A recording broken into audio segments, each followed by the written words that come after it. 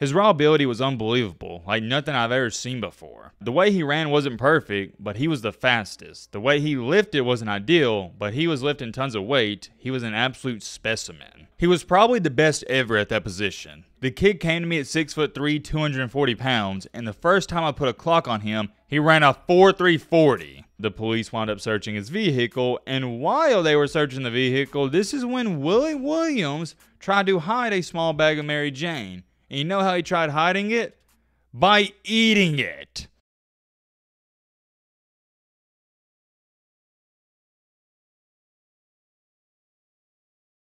The guy who you saw just blow up that play like a heat-seeking missile goes by the name of Willie Williams. There's not a shadow of a doubt in my mind, he is the best prospect you have never heard of. Oh, you don't want to take my word for it? That's cool, I figured. Well, how about this? Coming out of high school, he was being compared to Lawrence Taylor. If that wasn't enough for you, I got even more. He was also proclaimed to be the second coming of Ray Lewis. Yeah, that's right, you heard me correctly. We're talking about the Ray Lewis. I can't harp on this enough. When people are throwing a young man's name in the same conversation as Ray Lewis and Lawrence Taylor, that should tell you everything you need to know about him. But let's pull up some cold hard facts to back up these claims. Coming out of high school, he wasn't just a 5-star recruit, he was ranked as the #1 outside linebacker and the 3rd best overall player in the nation. Had an overall scout grade of right at 9988. That is close to being perfect. Willie Williams was a freak of nature. When I was doing all my research for this video and gathering information, the one comparison I kept going back to is he reminds me of Marcus Dupree. They didn't play the same position, but the way people talked about Williams, it reminded me of the Dupree story. If you haven't seen our Marcus Dupree video and you don't know his backstory, feel free to check it out. But long story short, like Marcus Dupree, Williams was just bigger, faster, stronger, and better than everybody else. Let me give you a better perspective. It wasn't by the slightest. No. It was to the point where when you watched him play and you cut on the film, you're like, holy crap, who is that guy? Willie was born to play football, and it's kind of scary to think that at one point in time, other high school athletes had to go up against this guy. I hope what I'm about to say next gives you a little bit of insight of what we're about to get into in this video and story. Mr. Willie Williams had a very troublesome life. How troublesome was it, you may ask? Well, that's a great question, my friend, and I have an even better answer. Before he turned 18 years old, he had already been arrested 11 times. This man, or I guess I shall say, young man at that, was a certified menace to society. But here's the kicker at that. As you'll see later on, he always got off the hook. It's extremely hard to feel bad for him considering how many chances and opportunities he got. The most perplexing thing about his story and situation to me, though, is the fact that it's not widely known. And we haven't even got into all the major stuff he did throughout his life. When he was in college, this is where the problems, they started to get even worse. He did some awful things, and I know I just said it and I don't want to sound like a broken record player, but I can't believe his story hasn't been talked about more. It is one of the most interesting case studies I personally have ever taken a look at. Someone's got to tell all these stories, and I guess by default, it's gonna be me. There's many, and I mean many questions people have been asked about this guy even till this day. But however, it all circles back to the one. I mean the one big question we're gonna try to get to the bottom of in today's video. What really happened to Willie Williams? Ladies and gentlemen, boys and girls, hope all of you having a great and fantastic day. If not, hope this video can make it a little bit better. Major shout out to JC for recommending this video. Can't thank you guys enough for requesting these outstanding videos. If you have any recommendations, feel free to leave a comment down below, and who knows, we might make that video. I know you guys are ready to get into this like myself, so strap in, buckle up, get you a snack, get you a popcorn, get your favorite meal you like to eat and watch a video, because trust me, I do the same thing. But alright, man, blah, shut the crap up, not up for the dough. Let's get it. It doesn't take long for Mr. Willie Williams' story to get interesting because from the jump, there was a lot of chaos going on. He grew up around the Miami, Florida area, but he went to a ton of different high schools. One bit of piece of information I found interesting is that Willie was a thug. Now I know what you may be sitting here saying, Matt, how dare you call Willie a thug, bro? You can't be doing that. You can't say that. And I think you're right. You want to know why I think Willie Williams was a thug? It's because he came out and stated that himself. In an interview, Willie labeled himself as a thug. He also went on to say this, quote unquote, I've been in jail. I was locked up. I was in a program for juveniles in middle school. Back then, we didn't care about the grades, the teachers. We just went to school for a big fashion show for entertainment only. Yeah, there you have it. Despite what you may think, Willie actually grew up in a, I'm not going to say good environment, but it was decent. He was in a medium income neighborhood in Miami, and he had 2 parents in his life, and his grandmother and aunts, they were both involved. So he had a lot of people around him. A lot of times when you see kids getting in trouble, it's because, number 1, lack of a father figure in his life, and number 2, just loving people in general. But for Willie, that wasn't the case, at least early on. One day, randomly, his father divorced his mom, left the family, went to Texas, and never returned. That reminds me of that meme that goes around where it's like the dad saying, "Oh, I'm gonna get some milk," and he never returns. That's what happened here, and you can't help but feel sorry for Willie because his dad, just out of thin air, he left. Here's what someone had to say about that in an article and how that might have affected him. As soon as he lost the contact of being under the control of a man, something began to turn a bad way. It would have been nice had his dad checked in, even to see how his son was doing, but he never did. Willie needed guidance and understanding. I don't think he ever got that. This is where things slowly started to transition. Remember, he stated his words, not mine. He didn't care about the teachers, didn't care about school. It was just for entertainment only, and it was a big fashion show. Well, once his father left, that quickly turned into him skipping classes, not showing up for multiple weeks at a time, and not obeying his mother. I'm not going to sit up here and go over all these arrests because most of them are petty, but he got arrested 11 times before he turned 18. A bunch of those were minor incidents. Granted, it's not a good thing, but 4 of those were for burglary, and just remember that for later in this video. What's really interesting about a kid getting arrested 11 times is you almost got to come to the conclusion that he doesn't care about it. I can only speak for myself, but the thought of me currently getting arrested as a 24-year-old, that kind of frightens me. Like, I don't want to go through that. And for most kids or young men at that, when they get arrested, it is a traumatizing experience and they never want to go through that again. And it's a good learning lesson for them. You're probably picking up where I'm trying to go with this. It almost seems as if Willie Williams didn't care at all. And if you're thinking that, you'd be 100% right. Here's what a childhood friend had to say about him. He, referring to Willie, wasn't afraid to get caught. He didn't have any money. Back then, when he saw something he really wanted, he'd be like, "Yo, I'm gonna get that." We'd be at the house and the family would be like, "The police is bringing Willie home again." Most of the stuff he was stealing was stupid, like candy bars, toys. One of his bigger arrests, though, was when he was in Gainesville and he got caught stealing $3,800 worth of stereo equipment. At the time, he was only 17, but he was tried as an adult and he pleaded no contest. He wound up getting placed on probation for 18 months, and here's what his coach had to say. Too often, he thought he was smarter than everybody else. He always thought he could get away with stuff. If you gotta ask me, I think that stems from being a top-notch athlete. And the sad part about our story, and you probably picked up on this, we haven't even talked about his athletic career. If you want to know a little bit about how good he was in high school, imagine the best edge rusher / linebacker you've ever seen in your life.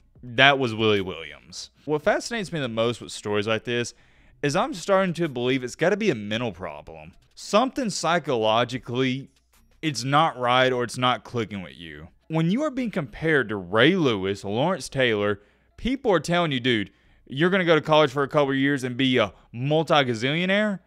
How does that not change your mindset? I'm asking a genuine question. I know his upbringing has a lot to do with it, but how do you not look at all the bad things you're doing and go, okay, maybe I need to stop that? It'd be the equivalent to Jeff Bezos or Elon Musk getting into an argument with somebody outside of Publix or Walmart. There's no reason for Jeff Bezos or any multimillionaire to argue with some average Joe or some broke person, because who has more to lose? The billionaire. That wasn't a good example. Let me dumb this down. Willie had way more to lose than those other chumps and bozos he was running around with in high school. It's head scratching, man, and I don't want to hear any excuses or BS in the comment section. It's not hard to not break the law and steal from people. Take a listen to this. Somebody asked his head coach, how good was he? And here's what he said. He was probably the best ever at that position. The kid came to me at 6'3", 240 pounds, and the first time I put a clock on him, he ran a 4.340. What's really sad about all of this is it wasn't all bad. There was a great and loving side of Willie Williams. One reporter said, every time I'd see him at a game of practice, he'd come up, give me a hug, and say, "Thanks for what you're doing for me." He was that kind of a kid, all charisma. It's so hard because you hear things like that and you're like, man, this was a great guy, but then you look at all the terrible things he did and you're like, gosh, how is this the same kid? His recruiting process was chaotic, to say the least. It got to the point where he was being referred to as the killer and the quote-unquote the predator. Those were two of his infamous nicknames he had heading into college. I just want you to imagine you're the running back for your high school football team, and the first play of the game, you get a run play called for yourself. You're like, oh yeah, it's my time to shine, baby. And you look across that line, and it's the killer, aka the predator, waiting for you. Good gosh almighty. I know he was scary to play against. Anyways, continuing along, he narrowed his options down to 4 schools. Florida State, the Cinnamon Roll, shout out to the Cinnamon Roll fan base. Auburn, Miami, which is aka the U, and Florida. And this is where Williams met a guy that goes by the name of Navarro, who encouraged him to make a diary. Here's what he had to say, quote-unquote, about one of his visits. Dinner was tight. We had our own section in the restaurant, but the only thing that bugged me was that I sat all the way in the back. So I was the last one to get my food. Coach Odell Haggins told us to order as much as we wanted. I ordered a steak and lobster tail. The lobster tail was like $49.99. I couldn't believe something so little could cost so much. The steak didn't even have a price. The menu said something about market value. I was kind of embarrassed, so I didn't order a lot. But then I saw what the other guys were ordering. I was like, forget this. I called the waiter back and told him to bring me 4 lobster tails, 2 steaks, and a shrimp scampi. It was good. I took 2 boxes back with me to the hotel. I tell you what, man, I think old Willie Williams is kind of like us. It's kind of a similar situation and when you're hanging out with your friends when you're younger and his dad or mom, whoever says, hey, order whatever you want, and you're looking at the menu and you want to order the cheapest thing because you don't want to be that guy ordering expensive stuff. But Willie saw all these other people ordering expensive stuff. He's like, shoot, man, if everybody's doing it, I'm going to do it too. Listen to this, though. Quote unquote. Coach Bowden was cool, but Miss Bowden was the bomb. I swear, she must be related to Betty Crocker or something. When we walked into that house, it was like walking into a Publix bakery. Banana pudding, chocolate cake, cheesecake. I had one of everything. I didn't want to leave. After that visit, his next stop was Auburn, Alabama. He would then go to an Auburn party where he stated, the girls at the party were much better than the farmer girls we'd see all day around campus. I was kind of worried all Auburn had to offer was those farmer girls that talk funny. But the girls at the party weren't farmer girls at all. I thought they must have bust them in from Miami. Here's an interesting quote from Navarro, the same guy who was encouraging him to keep this diary. Willie was so smart. It gets lost with everything that's happened, but this was an intelligent person. With all these teams trying to win him over, the team that made the best impression was Miami. When Williams showed up to campus, he had his own personalized jersey waiting for him, and it had the number 52 on it that was once worn by guess who?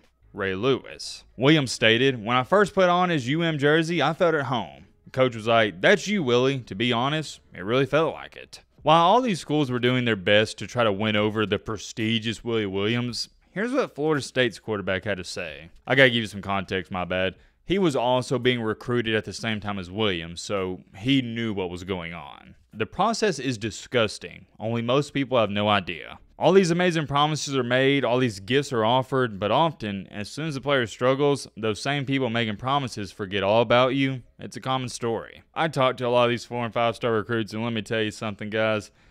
It is a dark and dangerous world out there. That is a different story and different conversation for a different day. Let's get back on track. Ultimately, after a very long and very exciting recruitment process for Willie, he decided to commit and sign with Miami. This was huge news all around the nation, and here was the phone call that the head coach at the time had with Willie. I'm doing cartwheels over here. I'm doing great, and let me tell you something, you're going to do great too. You're committed to us, we're committed to you. Let's do a couple of things. Let's win some championships and let's get your degree. You've got that 3-year plan, let's get it done. You notice he said 3-year plan because everybody knew Willie Williams. He was going to the NFL as quick as possible. You would think his signing day, it'd be one of the best days of his life and it'd be great, and for most kids it is, but unfortunately for Willie, it was not. You can't make this stuff up. Only a few hours after signing with Miami, the Gainesville Police Department filed 3 criminal complaints against Willie Williams. According to the reports, Williams allegedly punched Akeem Thompson, a 22-year-old local man, in the face multiple times inside a Royal Blue nightclub for quote-unquote,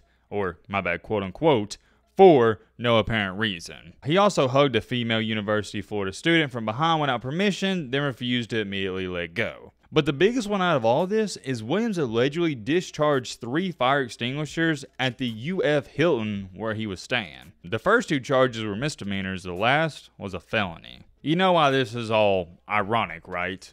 It's kind of convenient that Florida decided to press these charges after he signed with Miami. You're thinking it, I was thinking it, everybody's thinking the same thing, we're on the same boat. If he would have signed with Florida, this would have never came to light. This then became not just bad news for Willie Williams himself, but bad news for Miami, because everybody's looking at them saying, man, how could y'all let this terrible person sign to your university? You just welcome guys like this in? Miami was put in this terrible position, and luckily enough, Willie, he avoided jail time and he just had to serve some probation. In total, had 3 years of probation, 250 hours of community service, and was banned from consuming drugs or alcohol. After that was announced, Willie stated, "I just feel so great right now. I feel magnificent. Words can't express what this means to me." This was also good news for Miami because 3 weeks later, he was officially accepted into the university and he's ready to go. When he got to practice, it was evident to everybody else, yeah, this dude was on their level. Here's what one of his teammates and also a fellow linebacker had to say. His raw ability was unbelievable, like nothing I've ever seen before. The way he ran wasn't perfect, but he was the fastest. The way he lifted wasn't ideal, but he was lifting tons of weight. He was an absolute specimen. I'm telling you, it just reminds me so much of the running back for Oklahoma, Marcus Dupree.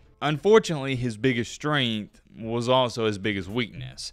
Yes, he was super talented, but it was raw talent. He wasn't fully developed. Here's what a different linebacker had to say about him. He was one of the 3 most talented players I'd ever seen. When you're that talented, you can take over high school games, which he did. But college is different, especially Division I. You had to play instinctively, and to be honest, Willie didn't have great instincts. Within his first year, he also started to frustrate the Miami coaching staff because he wasn't going 100%. Some plays he would go hard, but other plays, he'd go 40-50% and not try at all. Coaches would then tell him to do something. He would look at him and say, okay, I got you, but he wouldn't do it. Come to think about it, you shouldn't be too shocked because that's how he lived his entire life. Willie Williams always did what Willie Williams wanted to do.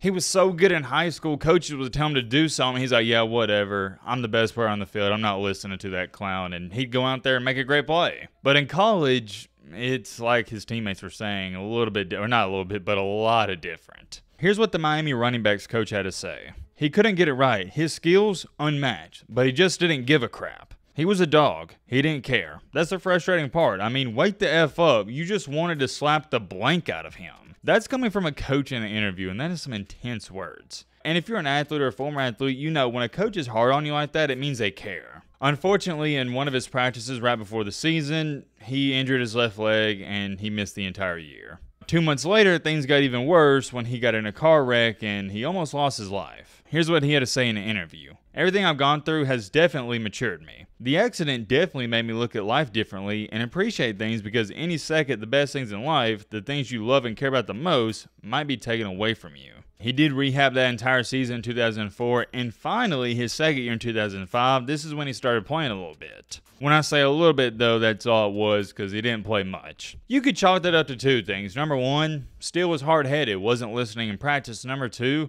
Miami in 2005, they had a ton of talent at the linebacker position. The Miami coaching staff was in a good position, because it's not like they were this untalented team that even though they had this guy not listening to them, they had to throw him in there. No. They didn't need Willie Williams to succeed. And it's crazy because when he got in there and the few snaps he did and on special teams, he was knocking the crap out of guys. I like this quote. You want to know the truth? Some guys need to leave Miami to succeed. They need to go far away to a nice campus with none of the distractions of home. When you come from an inner city like Willie did, too often it's about fast money. It's not about hard work, about maintaining. Everyone tells you how great you are, everyone feeds you lines, but they don't pull for you to keep striving. They just feed off you. If you're not careful, it brings you down. I'm not sure he could ever focus. Another quote. He kept getting extra chances and he kept blowing them. He was a kid who was nice to your face and seemed to be accepting your help, but then, no. He had no interest. He got opportunity after opportunity and did blank with it all. In the offseason heading into 2006, this is when Willie Williams, he told Miami, hey, I'm not having a good time here and I want to go elsewhere. So he decided to transfer. Reminder, this is back in the early 2000s. We do not have NIL or the transfer portal. But no big deal, right? He'll transfer, sit down a season, he'll be A-okay. Well, unfortunately for Willie, his bad reputation had caught up to him. You see, Miami kept giving him opportunities because they had some skin in the game. But all these other schools, they're looking at him like, well, why would we even give you a shot? Originally, he wanted to go to West Virginia, but here's the problem. They didn't want him. He then said he wanted to go to Tennessee, but the head coach at the time didn't have interest in him either. He then lowered his standards and said, all right, I'm considering Fresno State or Troy, but they didn't have interest in him either. Good gosh almighty, this guy went from the pinnacle to the bottom of the barrel just like that within the snap of a finger. Every school in the country was wanting him. They were fine dining him, buying him lobster tails, steaks, you name it, to now he can't even go to Fresno State or Troy? It's crazy, but let me ask you a question. Do you blame these schools for not pursuing him? He was a walking red flag. He would eventually go to a small school that goes by the name of Pearl River Community College. But in similar fashion, Willie Williams just didn't care and he didn't try hard. Here's what the head coach of that community college had to say. He seemed into the idea of being here for 1 year, then returning to Division I. He arrived on campus right before the season began, and he always showed up late. Then he couldn't get his information in on time for registration. We were closing in on the deadline, and he refused to do it. I was sitting there trying to get him into school, and he was making me late. It was the tail wagging the dog. Finally, I decided enough was enough, and we turned him down. My defensive coordinator wasn't happy, but you had to have some pride in yourself, and I agree. Why would you want a guy on your team that is essentially cancer like this? When things fell through there a week later, he would enroll at West Los Angeles College. One of the guys around that program said, he's a great player and a better person. I don't know what went wrong in the past, but he's the real deal. That same person also stated he was annihilating people on the field. He was so good at that community college, this is where after that, Louisville, so back to D1, they would give him another opportunity. Here's what he had to say in his first meeting with some Louisville reporters. I feel like I've made a 180-degree turn. I've learned from my situations and I grew. Yes, I did some things in the past, but all I can do is grow from here and not let it bring me down. If I'm not putting myself in those situations or hanging out with the wrong people, nothing possibly could happen. All that's behind me. At first glance, it seemed good, and yes, Louisville's coach got a lot of backlash for going after Willie Williams, but according to Williams, he was a changed man. His stint at Louisville didn't last long because after 3 games, a bizarre situation happened. On one night, Williams was listening to his music really loud, so he got pulled over by the police. The police wound up searching his vehicle, and while they were searching the vehicle, this is when Willie Williams tried to hide a small bag of Mary Jane. And you know how he tried hiding it? By eating it. Yeah, that's a first on this channel. I've never heard of a story where a guy tries to eat and swallow his weed to get out of trouble. The unfortunate part for Willie signing with Louisville is they told him from the jump, if you get in any trouble, you're gone, and they held true to their word. Within 24 hours of him getting in trouble with the police for trying to swallow his Mary Jane, which I can't believe I'm saying that, he got kicked off of the team. I'm going to assume you're sitting here thinking, all right, this has got to be the end. There's no way anybody else gives him another opportunity and chance. Well, just like our buddy Lee Corso says, not so fast, my friend. Another team gave him a shot that goes by the name of Glenville State College. Although he was ruled ineligible by the NCAA because of the transfer rules, he did play spring ball with them. Here's what the coach had to say. He went through spring ball with us, and he's the best I've ever been around. One time we ran a speed option at him. He didn't just tackle the quarterback. He headbutted him and gave him a concussion. It was just a tap to Willie, but he was so dang strong. After that brief stint with them, he then went to Union College, which is an NAIA school out of Kentucky. In that one season with them, he set a single-season team record with 144 tackles. Despite all the problems surrounding him, there was still NFL teams that were taking a little bit of interest in him. There was some speculation that they might take a chance on him in the 6th or 7th round or sign him as a free agent. Ultimately, and I can't blame them, NFL teams and executives, GMs, they didn't feel like the reward outweighed the risk. Let me know in the comment section, if you were an NFL GM, would you give Willie Williams a shot? Me personally, it's an easy answer.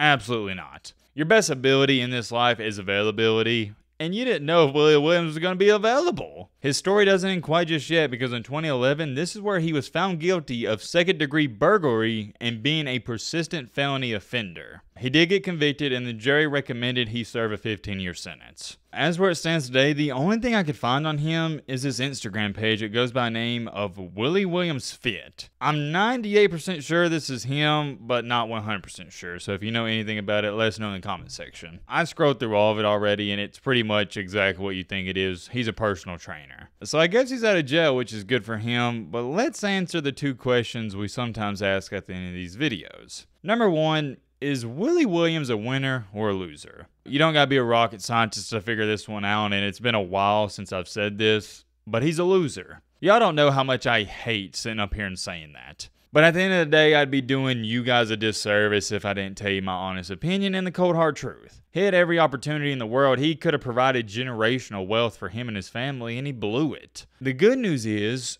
it doesn't mean the next 10, 20, or 30, 40 years of his life, he will continue to be a loser. He can turn this ship around. Being a winner or loser, it's not permanent. You got to show up every single day. I know Nick Saban likes to say this. I don't think he came up with it, but there's this quote that states, "Success is never owned, it is only rented, and rent is due every day." Same thing can be applied with winning and losing. Now, let's answer this question. What went wrong, or what was the main thing that went wrong for Willie? This one's fairly obvious too. There's two reasons. Number one, couldn't stay out of trouble, and number two, he didn't work hard. The sad part about it is you can't even chalk it up to, oh, it was just his friends at Miami and all those people in Miami that ruined everything for him. No. You notice everywhere he went, he was in trouble. So you know what that leads me to believe? Some pattern recognition. It's not Willie's friend's fault he didn't succeed. It's Willie's fault. Willie is the reason that Willie stayed in trouble, nobody else. And guess who faced the repercussions? He did, and I hope all my young athletes, you can learn something from this story. To Willie Williams, if you are somehow, someway seeing this video, my brother, I'm wishing you the best of luck. From what I've seen on your Instagram page, I hope that is your page, it looks like you've turned things around. I hope you've turned things around, and I hope you learned. I'm curious. Let me know your thoughts and all this down below, but